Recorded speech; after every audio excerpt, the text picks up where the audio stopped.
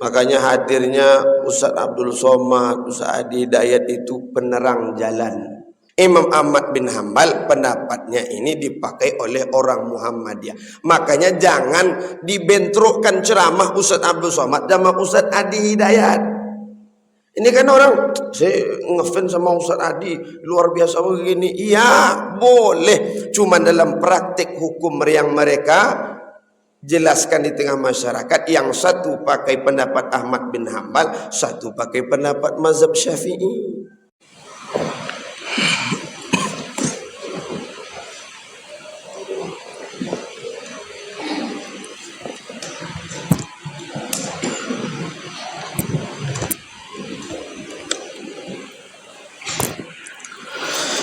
Bismillahirrahmanirrahim. Rabbi shrah li sadri wa yassir li amri wahlul 'uqdatam min lisani yafqahu qawli. Assalamualaikum warahmatullahi taala wabarakatuh.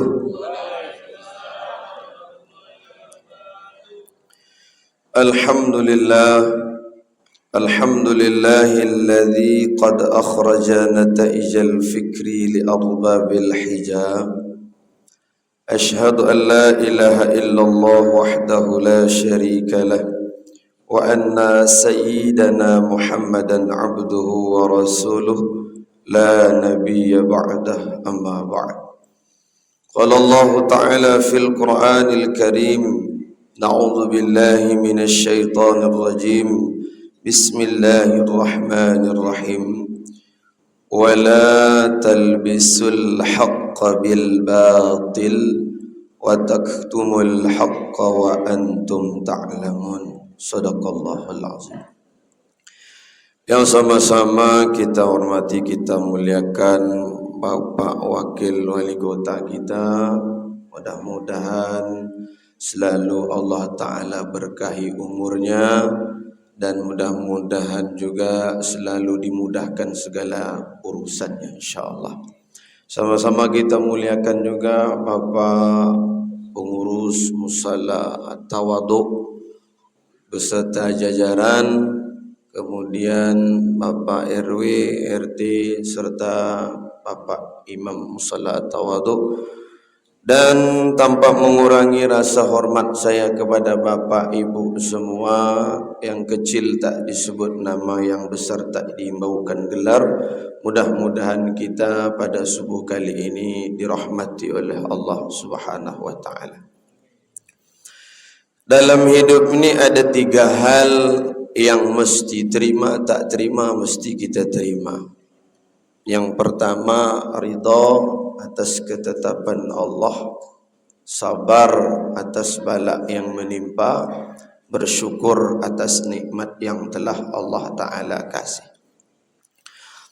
Kata Allah Ta'ala dalam hadis qudsi, man lam yarda 'alal qada, siapa yang tidak ridha atas ketetapanku, wa lam yasbir 'alal bala, tidak sabar atas bala yang menimpa, walam yashkur ala ni'amih, lalu tidak pandai bersyukur atas nikmat yang Allah Ta'ala kasih, falyakhruj min tahtas sama', keluar kau dari kolong langitku, kata Allah, falya'bud rabban siwahi, cari dan sembahlah Tuhan selain aku.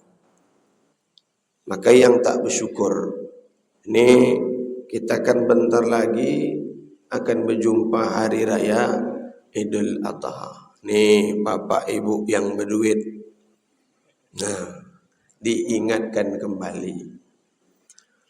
Siapa yang ada punya kelapangan rezeki, mari sama-sama ikut berkurban. Bagi ada yang punya rezeki lalu tidak mau ikut korban, apa kata baginda Rasulullah? Man kana lahu sa'ah, siapa yang mempunyai kelapangan rezeki, lam yutiha, lalu dia tidak mau ikut korban, fala taqrabanna musallana, maka jangan dekati tempat ibadah kami. Jadi ibu-ibu, bu, duit banyak simpan kan? Janganlah asyik beli tas baru aja. Ni Pak Ustaz dah bertahun-tahun mengumpulkan duit. Ke mana tas itu nanti akan terpampang, akan terpajang di depan sejadah pas hari raya Idul Adha, Pak Ustaz. Nauzubillah. Itu tas tak dibawa mati. Kalau kita berkorban, itulah yang akan menolong kita. Makanya di hari korban juga mesti para jamaah kudu paham. Apa masalahnya? Ini ada yang ikut berkorban tapi punya pesan kepada panitia. Pak panitia, nanti daging bagian paha tolong antar ke rumah ya. La ilaha illallah. Bapak korban atau gimana nih? Pakai mesan-mesan. Ini akan merusak pahala daripada ibadah kurban. Ini betul Pak Wakil tadi sampaikan. Daerah kita ini kan masjid musala, depan masjid, belakang musala, samping masjid, samping kanan masjid, samping kiri musala. Betul kata Pak Wali. Pergi dia ke situ dapat 3 kilo, pergi ke depan dapat 3 kilo. Apa tak belasan kilo dapatnya. Makanya Bapak Ibu ini muliakan Allah Subhanahu wa taala. Allah taala sindir juga kita dalam Al-Qur'an surah Al-Baqarah ayat 42. ولا تلبسوا الحق بالباطل وتكتموا الحق وأنتم تعلمون. ولا تلبسوا الحق بالباطل. Jangan kau campur aduk antara yang hak sama yang batil. Maka pernah saya sampaikan, ada tradisi kita Pak Wakil, bapak-bapak ibu yang dimuliakan Allah, masjid musala. Di hari di mana hewan korban dipotong, di situ ada makan bersama. Itu tradisi. Tanpa ada izin kepada orang yang berkorban, tanpa ada musyawarah, tanpa ada minta izin, lalu daging yang dipotong lalu dimasak, tak ditimbang berapa kilonya, punya siapa terserah, dimakan secara berjamaah. Setelah itu waktu pembagian, yang berkorban tak dikurangi sepertiga, panitia tak dikurangi sepertiga, yang dapat kupon tak dikurangi sepertiga, para karib kerabat tak dikurangi sepertiga. Pertanyaannya, kalau tak ada yang dikurangi, itu daging yang kita makan punya siapa? Itu masalah. Ribuan kali UAS nyampaikan. Nah, tapi ini mesti kita pahami, mesti apa? Yang berkorban mesti faham dengan ilmu tentang korban. Hendak jadi panitia disuruh-suruh ke belakang. La ilaha illallah Muhammadur Rasulullah. Kata Nabi apa? Ayyuma lahma nabata minal haram. Siapa yang makan tumbuh dari daging haram, fannaru aula bihi, maka neraka lebih utama buat dia. Jadi kalau kita kasih kajian hari ini di antara orang-orang yang Allah Ta'ala copot keberkahan hidupnya, itu makan haram. Na'udzubillah. Ini Bapak Ibu, ini saya mohon maaf nih, ada perumpamaan. Saya tak pakai perumpamaan ini daerah saya. Ada nama binatang. Ini mohon maaf nih. Kalau orang Tembilahan, karena saya orang Tembilahan, manggilnya itu beruk. Tapi kalau orang Bukit Tinggi manggilnya baruak. Kalau orang Piaman baruak. Saya tak pakai istilah baruak Tembilahan karena di baruak Tembilahan itu dia tidak bisa membedakan mana kelapa tua, mana kelapa muda. Asal ada buah kelapa, di santuang namanya. Tapi ada istilah namanya baruak Piaman. Baruak Piaman ini Bapak Ibu yang dimuliakan Allah, dia bisa membedakan mana kelapa tua, mana kelapa muda. Dituruh sama suannya. Ambil, ambil yang tua. Yang tua-tua diturunkan. Ambil yang muda diturunkan. Bisa dia membedakan. Apakah baruak Piaman itu dikasih akal sama Allah? Tidak, tak ada binatang yang dikasih akal. Lalu bagaimana bahwa piaman itu bisa membedakan antara yang buah kelapa tua sama kelapa muda? Dikasih yang namanya insting. Tahu ibu insting? Kalau tak tahu nanti tanya sama Mbah Google. Apa sih itu insting? Insting itu feeling, rasa. Rasa, sama rasa lah dia bisa membedakan mana yang tua, mana yang muda. Ini ada hamba Allah ngakunya Islam, dikasih akal lebih mulia ketimbang bahwa, tapi tidak bisa membedakan mana hak dia, mana hak orang lain. Kira-kira lebih baik jadi bahwa atau jadi manusia? Ini kadang-kadang kita kata bilang tuh marah. Pak Ustadz kalau macam itu, Pak Ustadz ini penitia. Ini mohon maaf Bapak Ibu, yang tukang jagal, tukang potong, tak boleh. Dalam hadis dah dijelaskan, sepakat mayoritas ulama, tukang jagal, tukang sembelih tak boleh engkau upahkan pakai kepala. Pak Ustaz, kami tak pakai upah Pak Ustaz, kami hadiah. Coba kalau betul hadiah, coba tahun ini jangan kasih kepala yang motong. Kalau sakit hati berarti selama ini apa? Hanya pemindahan bahasa hadiah saja. Tapi praktiknya tetap upah. Panitia haram mendapat upah dari daging kurban. Kamu marah kan? Banyak yang marah. Macam itu Ustaz ini panitia. Masa kami dari pagi kerja dan bahkan sampai malam, masa tidak dapat upah? Tak dilebihkan. Engkau boleh diupah, haram diupah pakai daging. Khalifah Ali karamallahu wajah ditegur sama Rasulullah sallallahu alaihi wasallam. Dalam perkara Khalifah Ali memberikan upah kepada penjagal, kepada para panitia. Rasulullah melarang. Kalau engkau nak kasih pakai duit. Makanya itu diadakan sistem musyawarah. Bapak panitia ya, untuk beli apa yang peserta korban, kita untuk beli hewan korbannya iurannya berapa? Ada 2,7, ada yang sampai 3 juta hari ini ya Pak ya. Nah, itu yang 3 juta itu hanya beli hewannya saja, belum uang operasionalnya, asoynya di situ, masalah bumbunya juga di situ, belum masuk, dan upahnya juga boleh minta.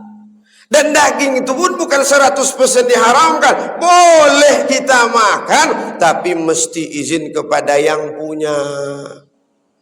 Ini enggak menambil-ambil aja. Nanti tolong amankan. Apaan tolong amankan? Makan haram tolong diamankan. Nauzubillahi min zalik. Bapak Ibu ini muliakan Allah. Kalau tidak diri kita yang merubah, siapa lagi?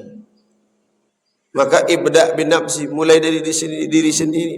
Yang tidak diletakkan di sini, duduk di sini. Siapa? Para habaib, ustaz-ustaz hebat. Tidak bisa mereka merubah jamaah itu, orang lain bisa taat kepada Allah kecuali hanya dirinya sendiri. Buktinya Rasulullah punya paman, tidak bisa dimasukkan ke dalam Islam. Dibimbing sama Rasulullah SAW syahadatnya, dibimbing di telinganya Abu Talib, tapi enggak mau. Ini menunjukkan apa? Hidayah itu bukan milik Nabi Muhammad. Hidayah bukan milik Pak Ustaz. Hidayah bukan milik Pak Wali. Hidayah bukan milik Pak Imam. Hidayah bukan milik RW RT. Hidayah adalah milik Allah. Kita khawatir begini Bapak Ibu, mengaji terus tiap minggu, ngaji terus tiap bulan, tapi aplikasi realisasi dalam kehidupan tak ada. Ini kan namanya menjatuhkan diri kita kepada jurang kefasikan. Apa itu fasik? Orang yang tahu dengan hukum Allah tapi malah melanggar hukum Allah Ta'ala. Orang yang tahu salat tapi tak salat, itu fasik. Ya, orang yang tahu posisinya dia mesti berkorban karena dia mampu, lalu dia tak berkorban, dia bagian juga dari fasik. Tujuan lain tak ada daripada pemotongan hewan korban itu. Apa di antara hikmah? Membasmi sifat binatangnya. Apa dia? Rakus. Maka nampak di hari raya Idul Adha, yang rakus-rakus tu semua diambil. Amankan tulang, bikin sup nanti malam. La ilaha illallah. Bapak Ibu yang dimuliakan Allah. Cuma di sini juga saya mau jelaskan sedikit Bapak Ibu yang dimuliakan Allah. Ada orang bilang begini, makanya hadirnya Ustaz Abdul Somad, Ustaz Adi Hidayat itu penerang jalan. Kalau selama ini dipanggil lah Pak Ustaz. Kemarin saya ceramah di itu yang di bawah jembatan ada jalan pesisir bawah hati. Rumah pesisir namanya. Nah, di situ. Tat katanya. Ada guru kami, dia bilang bulan kemarin dia bilang, tidak sah berkorban untuk almarhum mak ayah kalau mak ayah kita tidak berwasiat sewaktu hidup. Kalau hanya berpatokan kepada satu mazhab, maka memang tidak salah. Tapi kalau untuk dijelaskan di tengah masyarakat, ini jadi suatu masalah. Apa masalahnya? 4 mazhab itu khilafiyah dalam bab itu. Imam Syafi'i yang mengatakan korban tidak sah kalau tak ada wasiat dari mak ayah itu Syafi'i. Kalau ada sunnah, kalau tak ada tidak sah. Imam Syafi'i punya guru namanya Imam Malik. Imam Malik bagaimana? Kalau tidak ada wasiat dari almarhum yang sudah meninggal, maka hukumnya makruh. Kalau ada sunnah.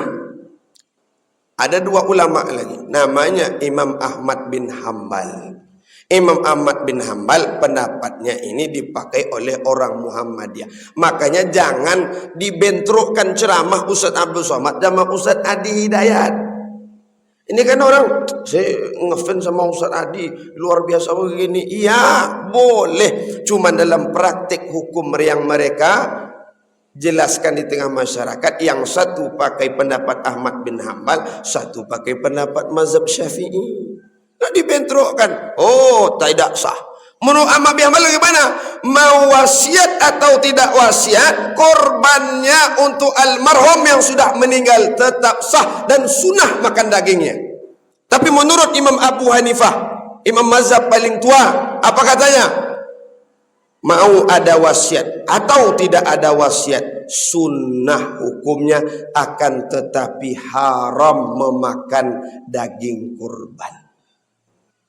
Imam Syafi'i dibagi, ada kurban wajib, ada kurban sunnah.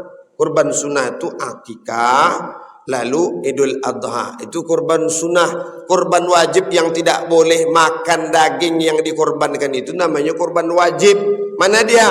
Contoh begini, ya Allah, andai kata luluslah anakku CPNS tahun ini, ya Allah, aku bernazar potong jawi 1 ekor. Pas kebetulan memang lolos anak kita CPNS-nya, dipotong tu jawi, ibu yang menazar, bapak yang menazar, haram makan dari daging yang dinazarkan. Begitu Bapak Ibu. Jadi kalau kita hanya membahas dari sudut pandang satu ulama, seolah-olah yang lain salah, bukan begitu. Bukan begitu Pak. Saya kasih satu contoh Bapak Ibu ini milik Allah. Jadi dalam ayat Al-Quran dikatakan begini, wal mutallaqatu yatarabbasna bi anfusihinna thalathata quru'. Perempuan yang ditalak sama suaminya itu mesti menahan diri 3 kali quru'. Menurut Imam Syafi'i, quru' di situ diartikan dengan suci. Suci pertama haid, suci kedua haid, suci ketiga habis masa iddah selama 3 kurang lebih 3 bulan. Imam Abu Hanifah mengatakan apa? Dihitung dari haid. Haid pertama suci, haid kedua suci, haid ketiga habis masa iddah. Dan yang tidak boleh ada 2 hal. Perempuan yang ditalak sama suami, 1, tidak boleh keluar rumah illa darurah, kecuali darurat. Orang hari ini apa? Ditalak malam ini, pagi hilang dari rumah. Tak boleh.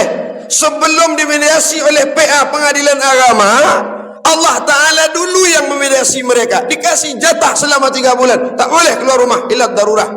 Darurah di sini banyak diambil para ulama. Mungkin kalau daerah kita mengantar anak ke sekolah boleh, ambil pakaian, jemur pakaian boleh, ke kedai boleh, Yang kedua namanya al-ihdad.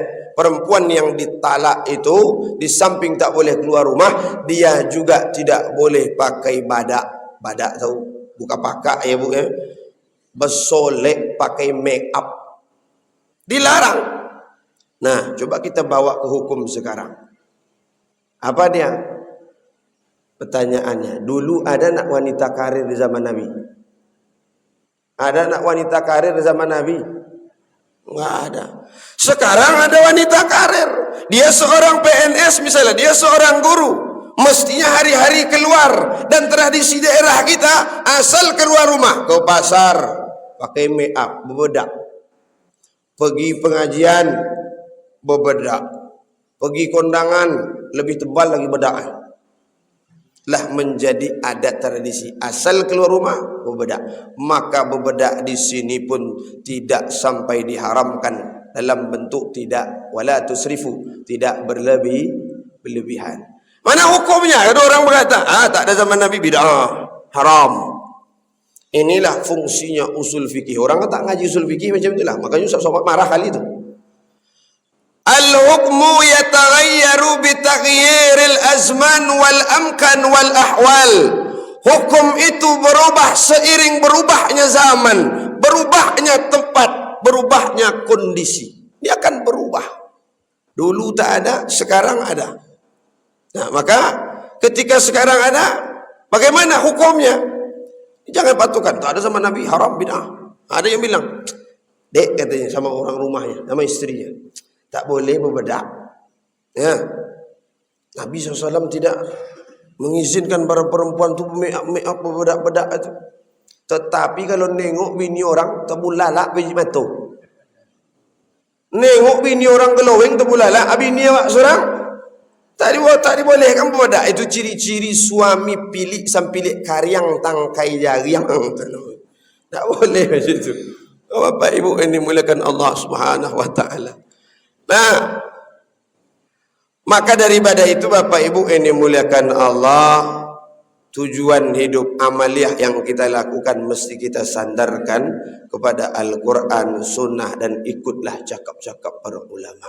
Itulah makna ayat ati'ullah, ati'ur Rasul, wa ulil amri minkum. Ikuti ya, apa yang telah Allah Ta'ala perintahkan. Kata Allah di dalam Al-Quran, wa man a'rada an dzikri fa inna lahu ma'isyatan dhanka. Siapa yang berpaling, yang tak mau ikut aturan Allah, tak mau ikut ayat-ayat Allah, fa inna lahu ma'isyatan dhanka, hidupnya akan dicelakakan oleh Allah Ta'ala. Wa nahsyuruhu yaumal qiyamati a'ma, di hari akhirat nanti akan dibangkitkan bersama orang-orang buta. Sampai mereka mengatakan, qala rabbi lima hasyartani a'ma, ya Allah, kenapa engkau bangkitkan kami dalam keadaan buta? Kalau bahasa awaknya, dulu semasa hidup di dunia jangankan buta rabun pun tidak kami, ya Allah, kenapa sekarang kau bangkitkan bersama orang-orang buta? Dijawab langsung sama Allah Ta'ala, dulu kau memang tak buta, kau tak pekak telinga kau tu tak tuli, biji mata tu tak buta, mulut kau tak bisu, tapi ayatku terdengar olehmu. Engkau baca, engkau lihat, tapi engkau pura-pura tidak melihat, pura-pura tidak mendengar. Dulu semasa hidup engkau lupakan ayat-ayatku. Sekarang di akhirat kata Allah, aku yang akan melupakan engkau. Maka sampai kepada titik simpul, hidup ini kalau tidak mau dilupakan, jangan pernah mau melupakan. Maka Bapak Ibu yang dimuliakan Allah Subhanahu wa taala, ya, lewat tazkirah yang singkat ini mudah-mudahan ada manfaatnya untuk kita semua. Ya, dah habis waktunya Pak ya? Hah? Masih ya? Suruh ini lah berapa sih Pak? Masih ada ya? Kalau masih ada boleh lanjut nih Pak. Ya, segan pula ceramah depan Pak Wakil gitu. Jarang-jarang sih ceramah sama orang-orang hebat nih kan. Di ceramah pengennya cepat Bu, duduk di bawah. Grogi. Baik Bapak Ibu yang dimuliakan Allah Subhanahu wa taala. Jadi ikut segala apa yang diperintah oleh Allah Subhanahu wa taala. Hidup ini akan tenang. Kehidupan ini akan terasa sempit karena kita selalu membanding-bandingkan rezeki awak dengan rezeki orang lain. Nih, ingat rumah tangga kita nih Pak, kadang-kadang dah bahagia sebenarnya. Tapi karena ada si Sianu itulah, istri yang suka, bang, kan satu tempat kerja sama bang, gaji kan sama bang. Tengoklah bininya, dililit emas lah. Aku kok satu emas pun tak dibelikan. Nih kadang-kadang karena terlalu banyak membanding-bandingkan rezeki awak dengan rezeki orang lain, keberkahan kebahagiaan rumah tangga itu pada hilang. Nauzubillah. Maka daripada itu Bapak Ibu yang dimuliakan Allah Subhanahu wa taala, kita mesti rujuki, mesti patuhi atas apa yang telah Allah Ta'ala tetapkan.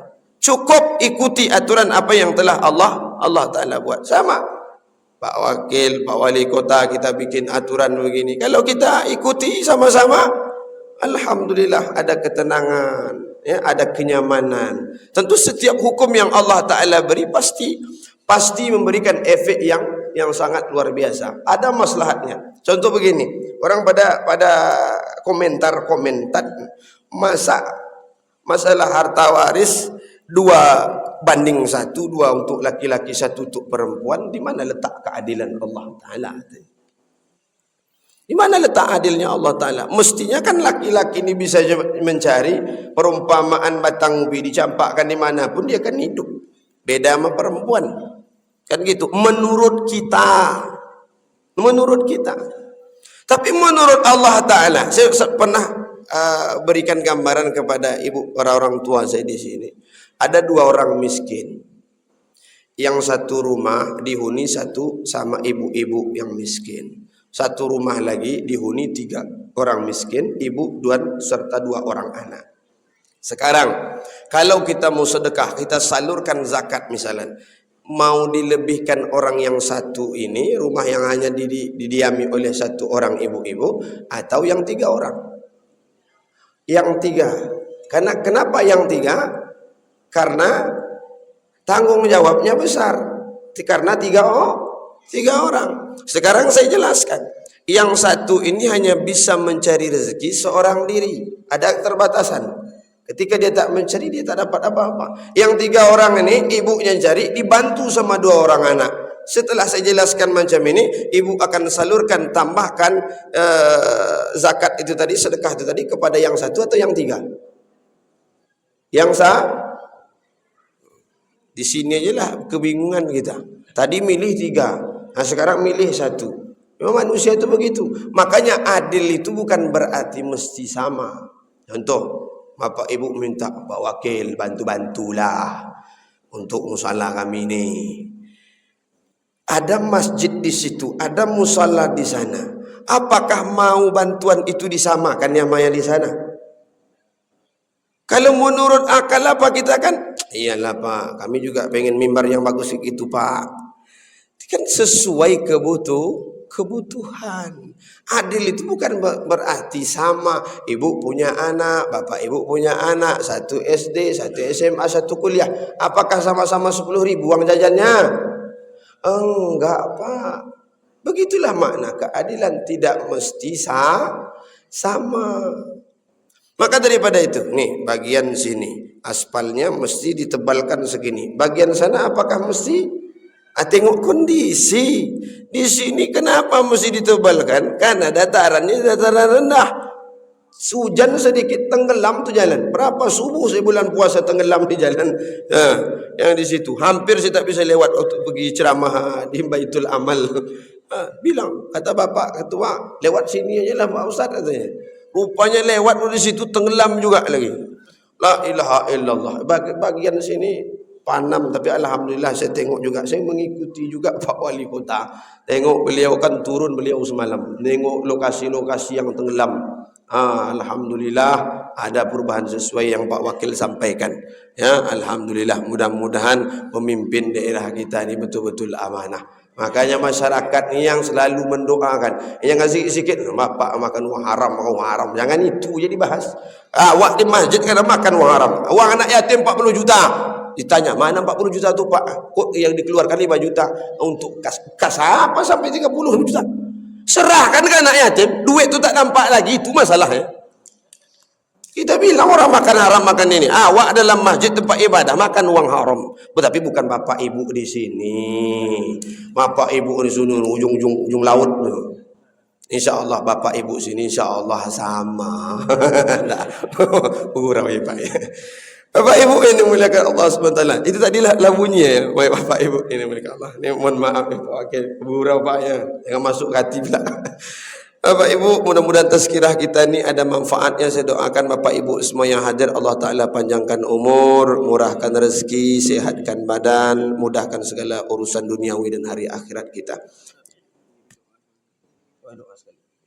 Baik Bapak Ibu yang dimuliakan Allah, mari sama-sama kita niatkan seumpama pahala Al-Fatihah, doa untuk almarhum almarhumah ibu bapak, datuk nenek, keluarga. Dan andai kata ada warga keluarga kita yang sakit, mudah-mudahan Allah Ta'ala angkat penyakitnya. Lahumul Fatihah. Na'udzu billahi minasy syaithanir rajim. Bismillahirrahmanirrahim. Alhamdulillahi rabbil alamin. Arrahmanir rahim. مالك يوم الدين إياك نعبد وإياك نستعين اهدنا الصراط المستقيم صراط الذين أنعمت عليهم غير المغضوب عليهم ولا الضالين آمين. نعوذ بالله من الشيطان الرجيم. بسم الله الرحمن الرحيم. الحمد لله رب العالمين والعاقبة للمتقين. الصلاة والسلام على أشرف الأنبياء والمرسلين وعلى آله وأصحابه أجمعين. اللهم صل على سيدنا محمد وعلى آل سيدنا ومولانا محمد. اللهم اغفر لنا ذنوبنا ولوالدينا وارحمهما كما ربيانا صغارا ولجميع المسلمين والمسلمات والمؤمنين والمؤمنات برحمتك يا أرحم الراحمين. Ya Allah, ya Tuhan kami, ampunilah segala dosa-dosa kami ya Allah. Wabil khusus dosa ibu bapa, terkhususnya lagi ibu yang telah melahirkan kami ya Allah. Andai kata banyak salah silap mereka, ampunilah segala dosa-dosanya ya Allah. Dan ya Allah, kami memohon kepada Engkau Bapa Ibu kami yang hadir di sini ya Allah, ampunilah segala dosanya ya Allah, murahkan rezekinya ya Allah, sihatkan badannya ya Allah, panjangkan umur dan murahkan segala urusan, baik urusan duniawi maupun urusan ukhrawinya ya Allah.